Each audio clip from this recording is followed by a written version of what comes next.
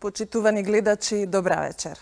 Утре се навршува точно една година од насилните настани од 27 април минатата година, кога голема толпа луѓе упадна во Собранискиот дом со намера да го спречи изборот на председателот на Собранието Талат Џафери.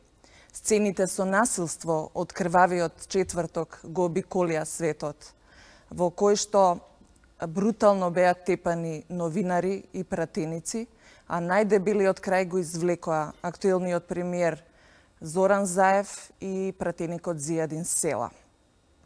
Црниот биланс, како што знаете, беа 85 повредени, 25 полицајци, 50 на граѓани, 5 пратеници кои побараа лекарска помош. Што се случи во изминатава година? Докаде истрагата за овој случај? Зборуваме со мојот вечерашен гостен, кој беше очевидец на овие настани, а во последниве 10 месеци раководи со ресорот за кој што се тврдеше дека најмногу потврли во овие настани.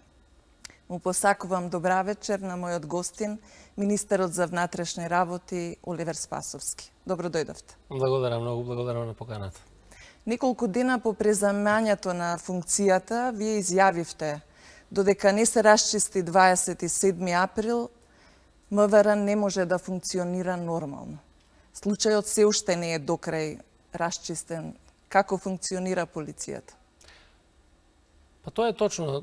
Додека не се расчисти случајот од 27 април, не може да функционира нормално ниту Министерството, ниту државата. Министерството заради тоа што покажа една крајна политизираност, криминализација во рамките на постапувањата, со тоа дозволи да се загрози една од највиталните институции во државата, тоа е македонскиот парламент, да се загрози животот и дигнитетот на македонскиот парламентарец, на македонскиот член на парламентот, кој што беше избран од граѓаните, и со тоа стана една најцрна дамка во поновата историја на Република Македонија. Овој случај се наоѓа моментално во една постапка. За него е покренато обвинението. Во рамките на Министерството за внатрешни работи се водеше постапка на истрага формирана преку посебна комисија. На основа на таа истрага се спроведува многу дисциплински постапки. Тие дел се завршени, дел се завршуваат. Јута, како и да е, имаме голем исчекор кон расчистување на случајот од 27 април. И ова треба да биде заради поука за понатаму, да не се чуваат вакви настани. Ке се вратиме на овој настан, а пред тоа ќе ја замолам режијата да ни ги пушти инсертите од овој настан, заедно да ги погледнеме, а потоа ќе ги искоментирам. Ве молам режија, пуштите ги инсертите.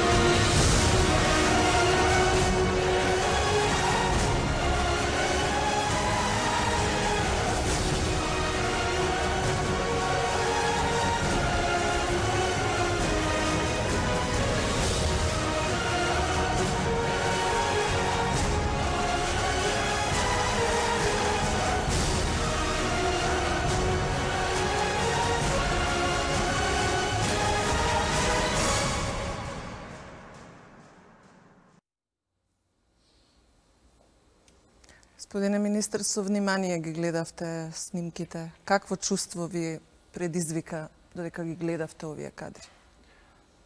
Па знаете, една година после овој настан да го преживеете во собствената држава во која што покажа немој да се справи со една разгневена банда која што влезе во законодавниот дом со цел да посегне по животот на пратениците на лидерот на опозицијата или на кандидатот за премиер на Република Македонија и по другите пратеници, секако дека предизвикува чувство на горчина, чувство на пораз.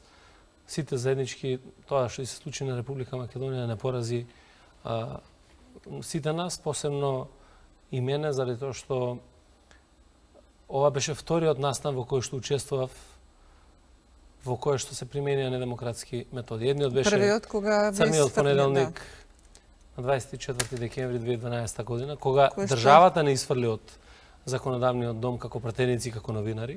И за жал немаше никаква ни истрага. Никаква разврска немаше во однос на тој случај, иако се формираше некаква комисија која што тоа ќе го испитува, меѓутоа никаква разврска од страна на обвинителството или од страна на други институции надлежни за водење на... Единствено новинарите добија сатисфакција со пресудата од Страсбург, меѓутоа од домашните институции апсолутно не.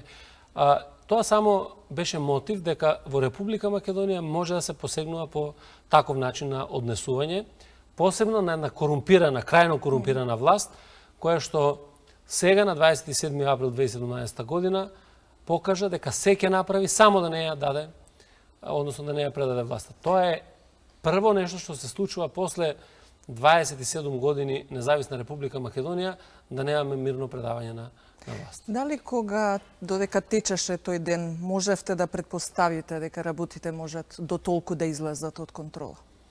Видите, настаните кои што претходеа на 27 април, организацијата која што ја правеше ВМРО-ДПМН преку невладини организации, преку иницијативи и така натаму, всушност тоја сите високи функционери на тогашната власт на чело со Груевски, очигледно беше дека тие подготвуваат нешто. Ние имавме и дополнителни информации. Јас имав информации. Од ова временска дистанца, која била крајната цел на нападјачите? И колку е точно она што се зборуваше во јавноста, дека наводно председателот на државата подготвувал вонредна состојба во државата? Крајната цел сигурно беше со влезот во собранието да се спречи трансферот на власта. А како би се спречил трансферот на власта во тие моменти? Единствено ако не се предизвика некаква криза во која што сите ќе ја спасуваме државата, а всушност тоа ќе биде спасување на Груевски, на тие криминални структури кои што беа во власта. Ние знаевме за, или имавме информации дека подготвуваат јасно прецизен план кој што треба да биде реализиран и спроведен.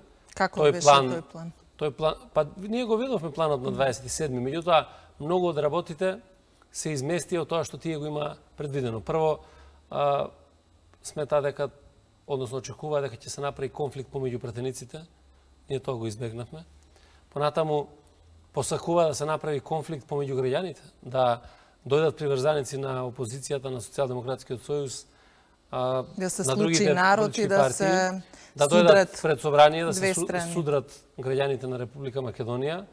И тогаш не знам какви потези би влекол и председателот на државата, иако не ми е чудно воопшто што може да се повлече во една таква игра во која што се беше окупирано од Груевски.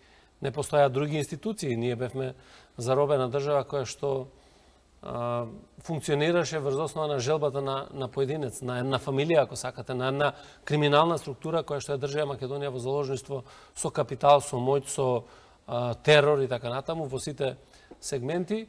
И добро е што успеавме да ги избегнеме сите тие замки кои што беа поставени пред нас, што успеавме да го пратиме сигналот до нашите партиски поддржувачи од граѓаните, дека не е добро да дојдат пред собрание и да даваат поддршка, односно да бараат да не спасуваат, заради тоа што ние сметавме дека државата е таа која што треба да не спаси.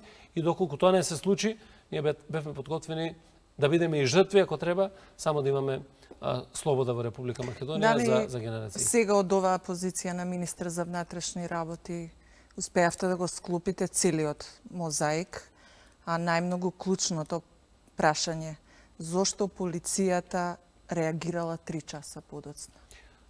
Па тој мозаик е склопен. Јас реков дека ги имавме тие информации и претходно дека во организацијата се вмешани структури од полицијата. Мозаикот со самото покренување на обвинението е јасна слика за тоа како дошло да после 3 часа интервенираат полициските сили во собранието. Вашиот сегашен заменик, а тогашен министер Агим Нухиу уште во првиот миг соопшти дека 3 часа не успел да стапи во контакт со тогашниот директор на Бирото за јавна безбедност. Тоа е факт. Тоа е факт кој што е проверлив, факт кој што е проверен од обвинителството, факт кој што ќе биде еден од аргументите или подкрепа на обвинението.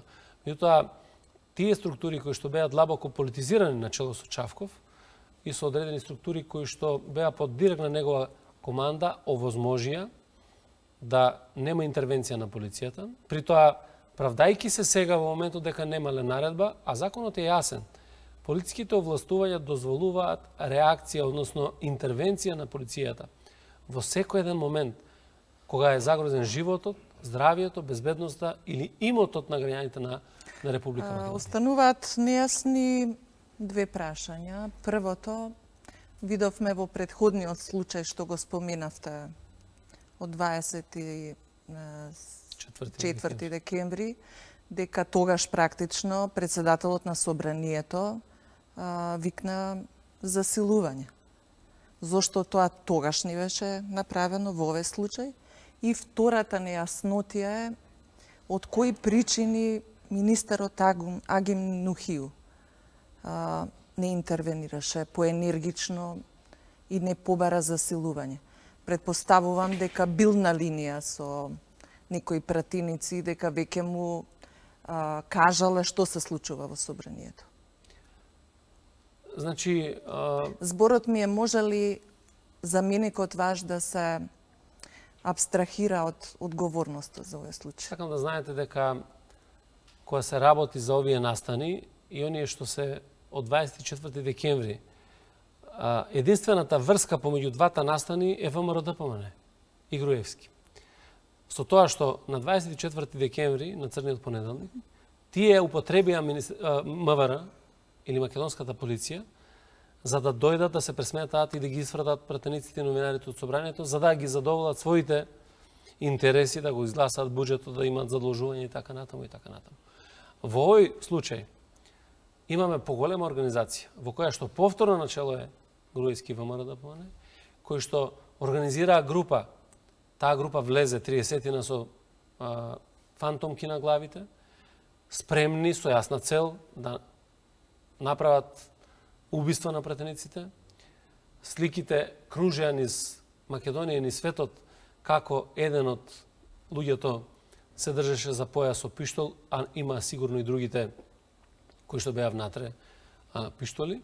Тие јасно влегоа во салата кај што бевме ние во прес центарот. Медиумите направија реконструкција на тој случај, предпоставувам и обвинителството.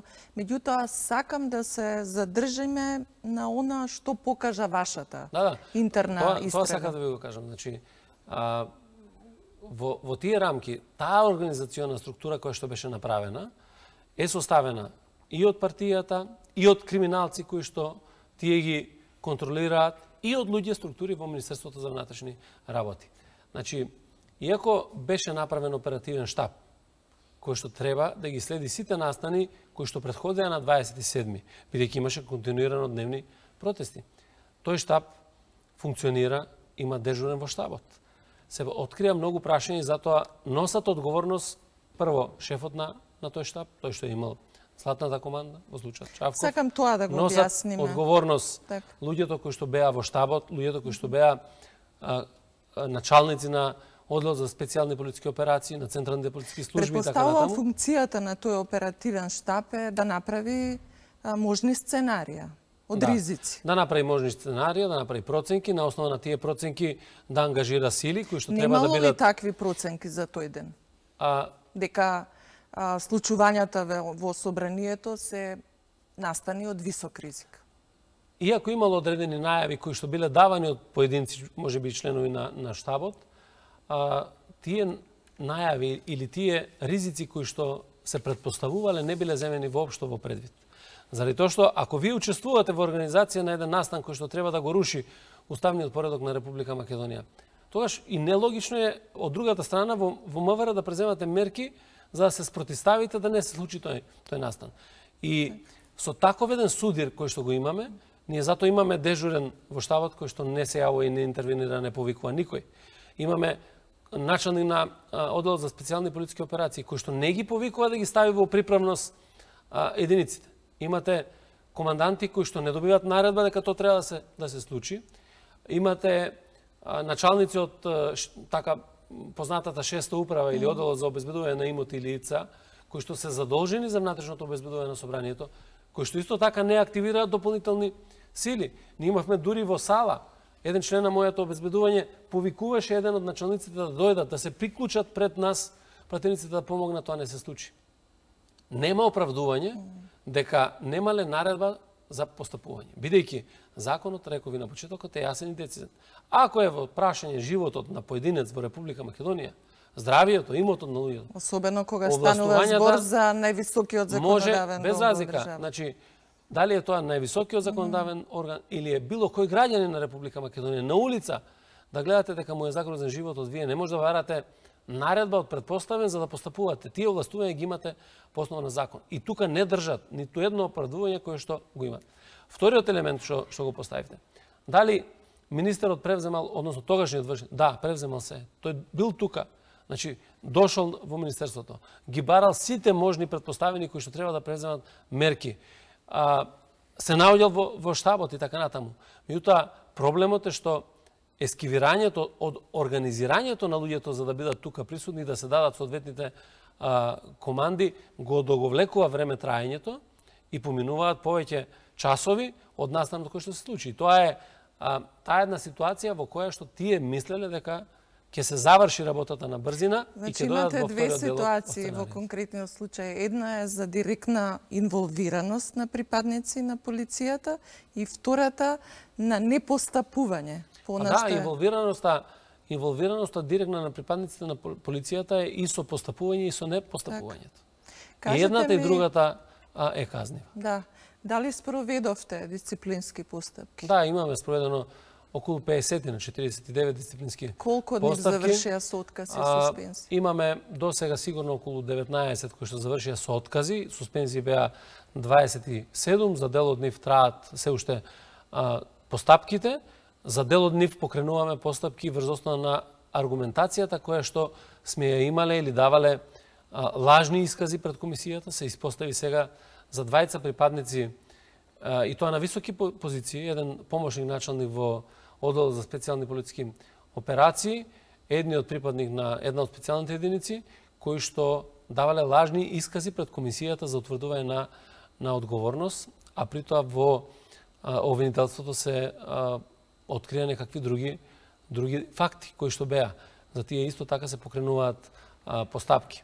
Секако дека обвинението е покренато и во рамките на водењето на целата таа истражна постапка, се она што беше побарано од МВР е дадено како поддршка на обвинителството и нормално дека таа постапка ќе се водат сега судството и обвинителството. Да, за вас претпоставувам не изненадување што обвинителството оди со оваква ликвикација, многу тешка, каде што најмалку 10 години е запретената казна. Па видите, обвинителството е тоа кое што ги цени фактите, аргументите, доказите со кои што располага и кое што го квалификува делото. Меѓутоа, самото тоа што имате влегување насилно во законодавниот дом од организирана група која што се издвои, група која што била со одредена цел да дојде и да изврши убиство на пратеници, самото со себе покажува дека е рушен уставниот поредок. Како гледате на тоа што во дел од јавноста е се уште поделена? Некои мислат дека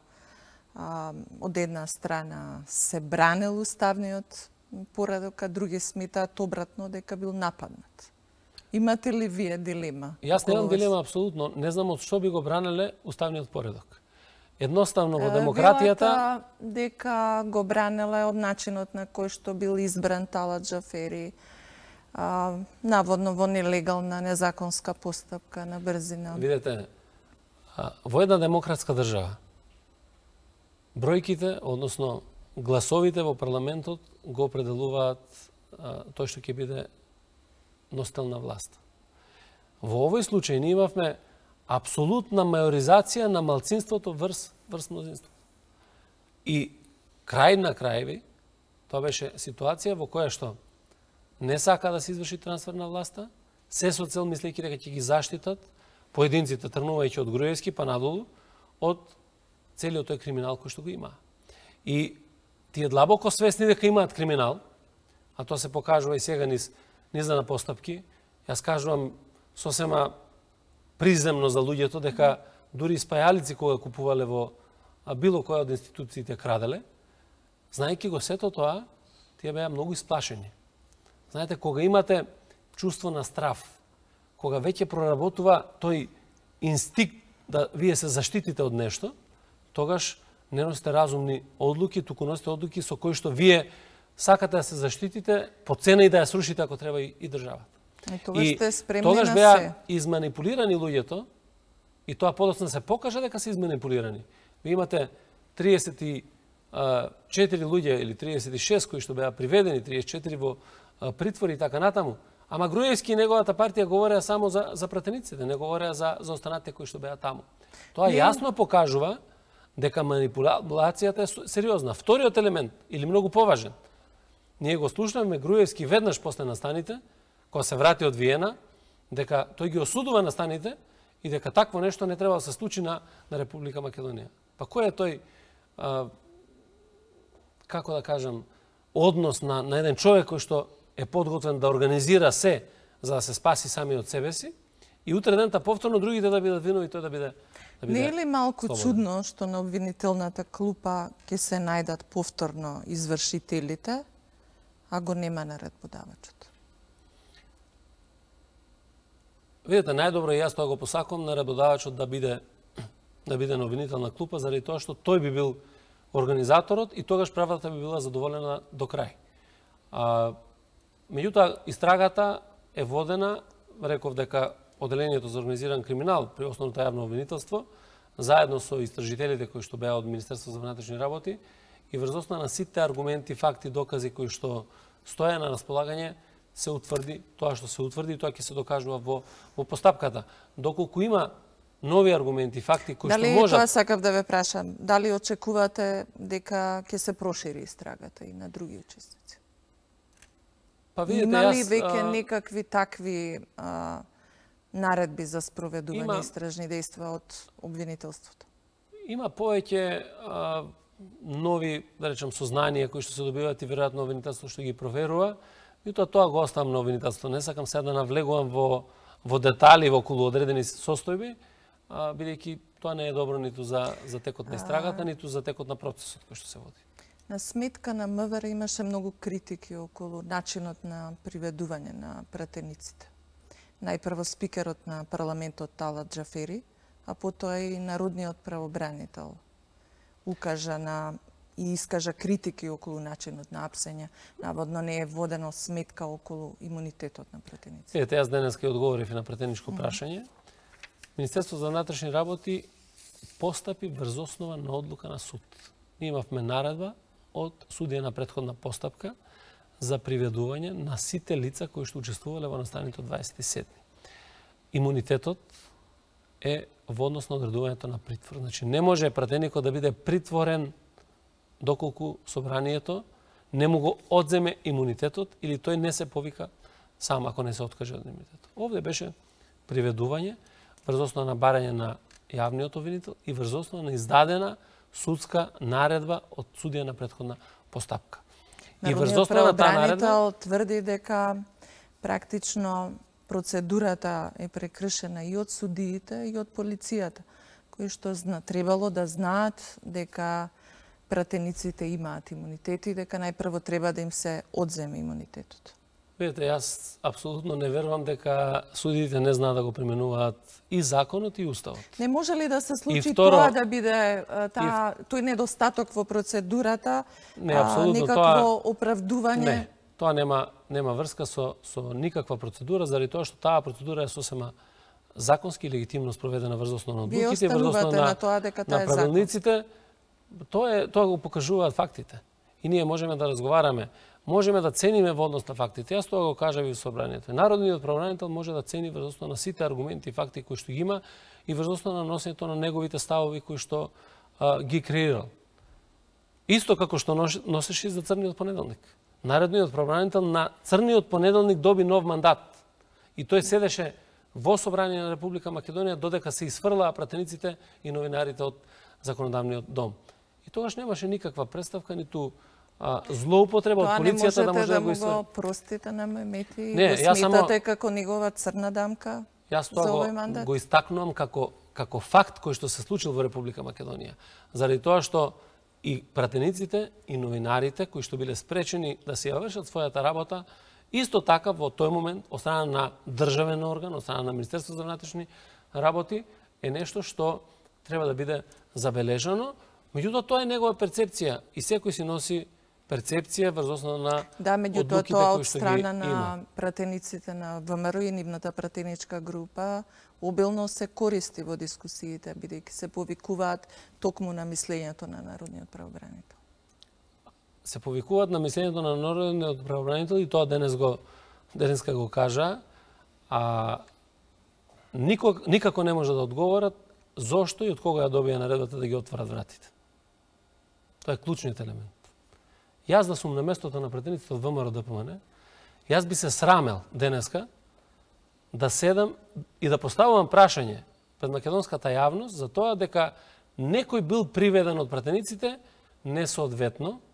Прво заради тоа што ако мојата партија ги ставила во состојба да изведуваат еден ваков начин на загрозување на уставниот поредок, тоа ше подеднакво дали е пратеник или обичен смртник кој што учествувал во настаните. Како гледате Тие не се едните или другите помалку или повеќе изманипулирани. Тоа е од една страна.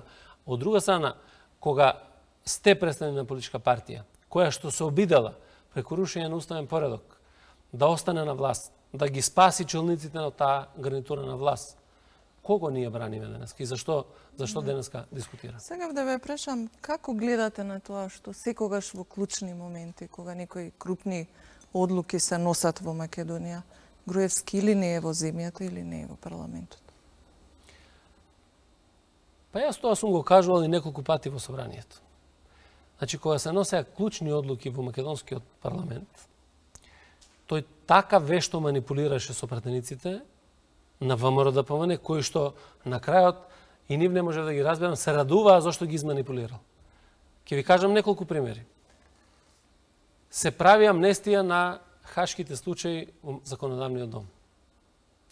Од бомбите слушнаме како Груевски тоа го договара со Силвана Бонева и со останатите. За да на пратеничко прашање одговори, јас немам врска со тоа, тоа го направи парламентот. Ако разговараме за продажбата на ОКТА, како министер во владата на Георгиевски, признавањето на Косово, мислам. Исто ќе рече, не знам јас за таа работа, не сум присутен, не сум видел ништо.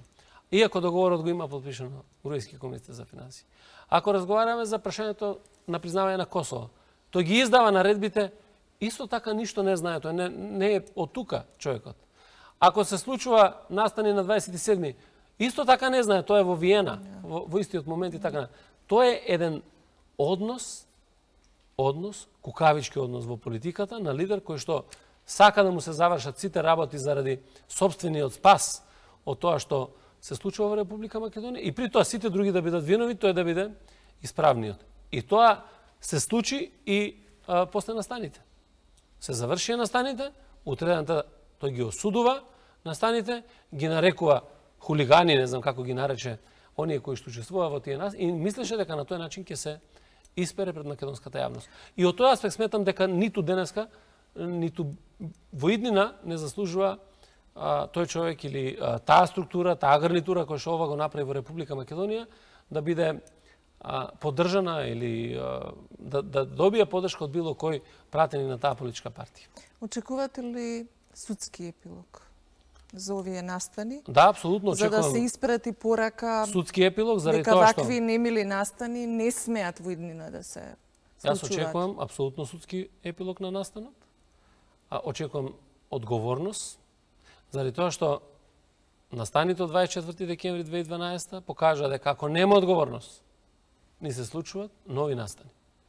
Ако за 27 април нема одговорност, се отвара вратата и можност да се случуваат нови настани. И тоа нема крај. Демократско општество, една сериозна држава, мора да функционира врз начелото на одговорност. И ако има одговорност, тогаш неодамна лоцираше и укажа како еден од најголемите проблеми во државата неказнивост. Дали ќе се промени таа ситуација? Да, па полека, но сигурно... Не се казнуваат оние што ги напаѓаат новинарите, не се казнува... Полека, но сигурно се враќаат институциите на вистински колосек. И што направивте вие МВР да го вратите на вистинскиот колосек и конечно да биде сервис на граѓаните, а не репресивен апарат? Ние работиме се уште на тој процес МВР да биде вистински сервис на граѓаните, МВР да има сериозна доверба кај граѓаните, МВР да биде институција која што ќе функционира врз основа на изграден систем и кој што не може да биде злоупотребуван никако во иднина, без разлика кој ќе биде начело на Министерството за внатрешни работи. Ние пред година дена имавме состојба во која што Македонија беше на бездна и не се знаеше дали ќе продолжи да функционира нормално, слободно и така натаму, или ќе настанат сериозни безбедносни ризици во државата. Тоа го сруши дигнитетот на Министерството за внатрешни работи. Тој дигнитет се сруши предходно со аферата на прислушувањето. Ние се отворивме многу процеси на реформи во рамките на МВР. Дали отворивте процес на департизација на МВР? Да, апсолутно.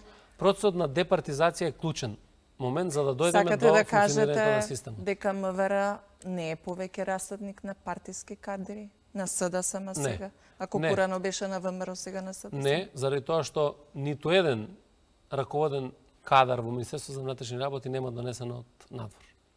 Ниту еден. Сите се избрани од редот на професионалците кои што повеќе од 20 години се во рамките на Министерството за внатрешни работи. На тие луѓе им е дадена шанса. Тие кои што беа расфрлани по селските станици, да речем, низ Република Македонија, наместо да се користи тоа нивно богато искуство, таа наобразба која што има. Имате доктори на науки кои што беа оставени на маргинални позиции за сметка на тоа дојдоа некакви приучени со купени факултети кои што мислеа дека е забава да бидете дел од одделот за организиран криминал или да раководите соделни структури, кои што беа одговорни и сака да одговарат само пред партијата. Тоа се промени, меѓутоа многу поважно од се е да се промени и начинот на размислувањето, да направиме реформа во размислувањето, при тоа да изградиме систем таму каде што имаме недоречености во законите, во подзаконските акти, тоа да го средиме и на основа на тоа да имаме еден цврст и здрав систем кој што би бил безбедносен столб на Република Македонија. Кажете ми, дали паралелно со овој процес работите и на утврдување на трошоците што се направени во изминатиот период и колку... Да, ние работиме перманентно на тоа колку имаме направено трошоци, каде се направени и дали се направени на законски или на незаконски начин. Таму каде што се констатирани неправилности се предадени во јавното обвинителство за организиран криминал. Тоа го правиме со финансиското работење и во Управата за безбедност и контраразузнавање, каде што има сериозни индиции на злоупотреба на финансиски средства. Тоа го правиме и во Бирото за јавна безбедност, тоа го правиме и во Министерство за внатрешни работи. Вие знаете дека еден од помошниците министри кој што се занимаваше со јавните набавки веќе има изречена дисциплинска мерка отстранување од работа и има неколку кривични пријави и предмети кои што се водат токму за злоупотреба на финансиските средства. Кажете ми што се случи со тужбите на припадниците на МВР. Едно време судовите беа преплавени со тужби од вработени од МВР, на кои што не им се исплаќале дневници преку време на работа. Дали таа работа е веќе завршена? Имаше многу тужби, имало многу пресуди, многу извршни решенија кои што ги платиле повторно припадниците на Министерството за внатрешни работи од буџетот кој што треба да бидат потрошен за нешто сосема друго. Таа бројка е огромна, околу 12 милиони евра пари се потрошени по судски спорови. И во тој дел се анализирани состојбите. Ние веќе направивме Имате ли некаква скенирана состојба каде се одлеале парите? Бидејќи во еден период многу големи средства беа префрлани на Министерството за внатрешни работи за сметка на одбрана и на други ресори. Тоа е јасно, ние тогаш говоревме и во македонскиот парламент. Тие средства кои што беа префрлени многу од буџетот на Република Македонија се употребени пред се во делот на следењето на комуникација во УБК. И затоа Република Македонија се соочи со проблемот на прислушување, бидејќи тука ги граделе капацитетите како да изградат што е можно повеќе капацитети, со кои што ќе може да ги злоупотребуваат овие системи за следење на комуникациите, да злоупотребуваат човековите права во Република Македонија, да ги следат новинарите, да ги следат верските организации, да ги следат политичките партии, опозицијата и така натаму, да се следат самите себе си од вас, односно Груевски и Мијалков да следат структури од нивната влада, се со цел да имаат повеќе информации за тоа на кој како треба да му пристапат и како да ударат во одреден момент врз одредена личност. Кажете ми, како ја оценувате безбедносната ситуација во моментот во државата, а потоа би сакала да се задржите на две работи и да ни кажете дали планирате, да кажеме, реновирање на полициските станици кои што се во многу лоша состојба и надвор од меѓународните стандарди. Значи, немањето на ресурси, немањето на услови за работа во македонската полиција јасно покажува како е рушен системот на Министерството за внатрешни работи. Со самото тоа што и самите констатирате дека нема ниту една полициска станица која што е реновирана, каде што има пристојни услови за работа, каде што 11 години немате униформи за македонската полиција, немате чизми, немате чевли, каде што многу од материјално-техничките средства кои што се потребни недостасуваа, го истакнувам повеќе пати и сега ќе го истакнам. Ние имавме само 7 дрегери за алкотестирање во цела држава. Имавме само 11 радари кои што беа во функција. И затоа не се случуваат толку број на кога тоа го спомнавте, минатиот викенд бевте прилично активни и во Скопје и во другите градови. Во основа, што покажа вашите контроли? Сите ние што ги имавме ресурсите, ги насочивме кон опремување на македонската полиција. За првите 6 месеци од формирањето на владата, значи од 1 јуни до крајот на годината, реконструиравме околу 7 полициски станици во Република Македонија. Колку ги има? 35 на број? Има, значи во сите поголеми градови 33, меѓутоа имаме полициски оделенија и така натаму, повеќе објекти. Ќе продолжите со реновирање на останатите? За првите 6 месеци, кога на 1 јуни ја превзема функцијата, го затагнав Министерството со 30 милиони евра доспеани долгови, со 39 милиони денари минус заплати. И со сите овие проблеми кои што се, ние се насочивме да ги насочиме сите средства кон опремување на полицијата, да направиме максимални заштити, да се рационализираме во функционирањето. За ова година започнуваме со реконструкција. Сум оптимист дека некаде 14 до 15 полициски станици ќе може да бидат реконструирани. Извршивме минатата година набавка на мебел, дел, тоа што е потребно, на столчиња, на маси и така натаму. Ќе добие ли полицијата нова униформа? Компјутери. Полицијата почна веќе да добива униформи, веќе тие се тука. Први добија одделот за обезбедување, која што го промовиравме пред неколку дена. Веќе следуваат наредните денови и во чест на Денот на македонската полиција, промоција на нови униформи за неколку родови во полицијата. На крајот на мај треба стигне една поголема количина на униформа и така натаму. Јас очекувам дека за брзо време, како се реализираат набавките, ќе ја добиеме целосната опрема за македонската полиција и тука нема да застанеме, туку ќе продолжуваме и понатаму, се со цел да имаме добро опремена полиција, мотивирана полиција, полиција која што ќе биде во интерес на граѓаните. Ќе ве вратам на претходното прашање за контролите. Што покажа контролите викендов?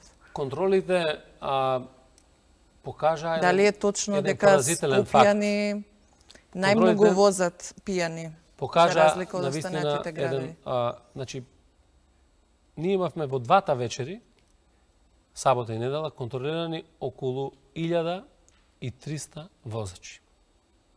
Од 1300 возачи, 480 беа под дејство на алкохол и беа исклучени од сообраќајот. Тоа е повеќе од 30%. Тоа е поразителен факт кој што покажува дека немањето на акцијски контроли, на планови за такви постапувања, допринесе во Република Македонија најлесно да се сваќаат ваквите ситуации. При тоа никој да не мисли дека има фамилија, дека има деца кои што можат да настрадаат во секој момент на улиците. Допринесе тој степен или тоа ниво ниско на сообраќајна култура уште повеќе да падне, да се организираат трки низ улиците на Скопје, дали се тоа трки со автомобили или со мотори, и да ја зголемуваат небезбедноста на граѓаните пред се во сообраќајот. Дали полицијата ја има контролата на целата територија на Македонија? Едно време се зборуваше дека не може да влезе во Рачиново, во Чаир, дека постојат енклави каде што полицаец не влегува. Каква е сега ситуација? Полицијата има целосната контрола, заради тоа што оваа влада е определена да постапуваме без разлика во кој дел од Република Македонија тоа ќе се прави и ние тоа го правиме, презентираме пред јавноста. Вие гледате дека во Скопје, да го земеме најновиот пример, во Скопје има изготвени посебни планови за контрола во сообраќајот и секаде во градот се постапува подеднакво. Дали е тоа во Чаир, дали е на Пластичарската улица, дали е на Бит пазар, дали е во Ѓорче Петров, дали е на Партизанска, дали е во Кисела вода, и тоа е поздравено од граѓаните, без разлика каде тоа доаѓа. Има контрола и во Рачиново, има контрола и вршење на претреси и во Моране. Вчера, например, и откриена една цела лабораторија за производство на марихуана. Имаме вчера исто така претреси контрола и во аеродром. Претходно правевме контрола и откривме лабораторија за дрога во Грчец. Направивме акција, посебно оперативна, и се сеќавате дека пред известно време откривме најголемата лабораторија за производство на синтетичка дрога во Тетово, и тоа најголема на Балканот, со многу голема количина на таблети кои што беа запленети и така натаму. Да, меѓутоа сигурно и до вас доаѓаат оние муабети дека, да речеме, во Кичево, во Тетово, никој не го почитува законот за пушење, додека овде се затвараат локали доколку се забележи дека не се почитуваат одредбите од законот. Видете, тоа фактите говорат дека не е така. Имало разговори, имало шепотења во јавноста, заради тоа што и од претходно се знаеше дека имаше заштитени зони, не заради тоа што биле заштитени од етничка припадност. Заштитени од одредени политички влијанија, кои што ги штителе одредени објекти, штителе одредени квартови и така натаму, бидејќи немало постапување кој што ќе биде неселективно. Моја цел, моја задача, издадена наредба во Министерството, е да постапуваме пред се неселективно, транспарентно и непристрасно. Таму каде што имаме сериозни индици, тоа да го провериме, ако имаме дело секој да одговара, и постапуваме на цела територија на Република Македонија, и за тоа имаме поддршка од сите граѓани. Било каде да отидете, со било кого да разговарате, граѓаните на Република Македонија, и македонците, албанците, и србите, и турците, и власите, и бошњаците, и ромите, и останатите, бараат ред во оваа држава, бараат секој да одговара и за секој да има и неселективност, предпоставам. Неселективност, апсолутно. Пред почетокот на емисијата, веројатно од најавите дека сте наш гостин, добивме и телефонски јавувања од граѓани кои што се интересираат околу тоа дали ќе се вработуваат дипломираните безбедњаци, така ги викаат, кои што последниве години некако и покрај тоа што излегува во голем дел од Факултетот за безбедност се невработени. Дали нешто ќе се прави во тој правец? Да, видете, јас ова го дадов како ветување, како мој став и пред студентите на Факултетот за безбедност минатата година кога присуствував на првиот академски час, тоа го повторив и оваа година. И многу скоро ќе имаме оглас на кој што ќе побараме вработување на дипломирани криминалисти или факултети од областа на безбедноста. Заради тоа што сметаме дека треба да се зголемат капацитетите на Министерството со стручни, квалитетни кадри кои што може да бидат дел од МВР. Второ, да пратиме јасна порака до тие луѓе кои што учат, се градат, се образуваат за да помогнат на безбедноста на државата, дека некој мисли на нив и дека ќе им се даде таква една шанса, да ги мотивираме и на тој начин да пратиме и порака до сите други кои што мислеат дека по секоја цена може да бидат дел од Министерството за внатрешни работи без разлика со кој факултет се. Па како во изминатите години што имаше прием со туризам, со земјоделски факултет, со педагошки факултет, со стоматологија, со не знам што, на одредени позиции во рамките на МВР. Тоа и таа слика мора да ја промениме. Ќе бараме и криминалисти, и квалитетни правници, и економисти. А ќе ги вратите ли позорникарите на македонските улици? Тоа е еден од проектите кои што ние веќе почнеме да го реализираме и да го спроведуваме. Тие проекти се веќе реализирани и спроведени во секторот за внатрешни работи во Куманово, во Штип, во Битола започнуваме, во Тетово, во Кичево. Секако дека најголема потреба или најголема видливост ќе биде во Скопје. За жал во Скопје имаме најмал број на полициски службеници. Тука ни се наоѓаат сите витални институции, се случуваат најголемите настани во државата. Меѓутоа, со новите полицајци кои што сега треба да тргнат на работа, најголемиот дел ќе бидат за Скопје, со оние кои што ќе ги примеме, исто така бројот ќе се зголеми и која ќе ја доведеме бројката до едно ниво да можеме да ги направиме раоните во Скопје и тука ќе се воведе малскиот полицаец, бидејќи тоа е еден добар проект. Тоа ја враќа таа стара врска помеѓу полицијата и граѓаните, а тоа ќе допринесе да се зголеми довербата помеѓу институциите. Затоа што позорникарите знаеа се што се случува по малата, ги познаваат луѓето. Позорникарите или малските полицајци ги познаваа луѓето, ги имаа информациите, ги споделуваа со луѓето, има добра комуникација, пријателски однос. Кога говорам за рушење или кинење на таа врска помеѓу полицијата и граѓаните, тоа направи повеќекратна штета, заради тоа што ниту ефикасноста на полицијата нема да биде на соодветно ниво ако вие немате таа врска. Едноставно, погрешна беше политиката дека Министерството за внатрешни работи или македонската полиција треба да се постави над сите во Република Македонија.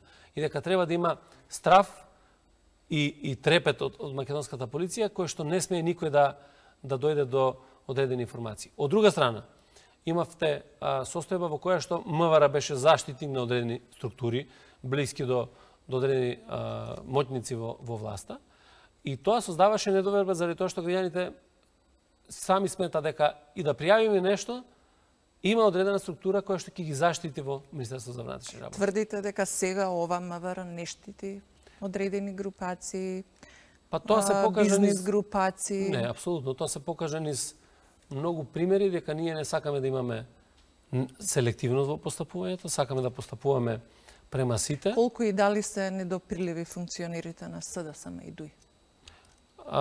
Функционерите на Социјалдемократскиот сојуз воопшто не се недоприливи. Ние сме секогаш со граѓаните комуникативни. Јас разговарам со секој граѓанин, одговарам на сите можни телефонски повици. Имам средби просечно по 20 во мојот кабинет секој ден. Разговараме со невладини организации, со граѓани и со одредени институции кои што ги имаме, се со цел да ја отвориме институцијата, разговараме со научните институции. А колку граѓаните сега се охрабрија да пријавуваат криминал? Има подобрување во тоа храбрување кај граѓаните, меѓутоа тоа не е доволно. И ние сега преку Како ќе ги мотивирате да пријавуваат криминал? Подготвуваме сега преку секторите за превенција, заедно со локалните самоуправи, да се отварат, односно остварат средби на ниво на секоја местна заедница во секоја од општините.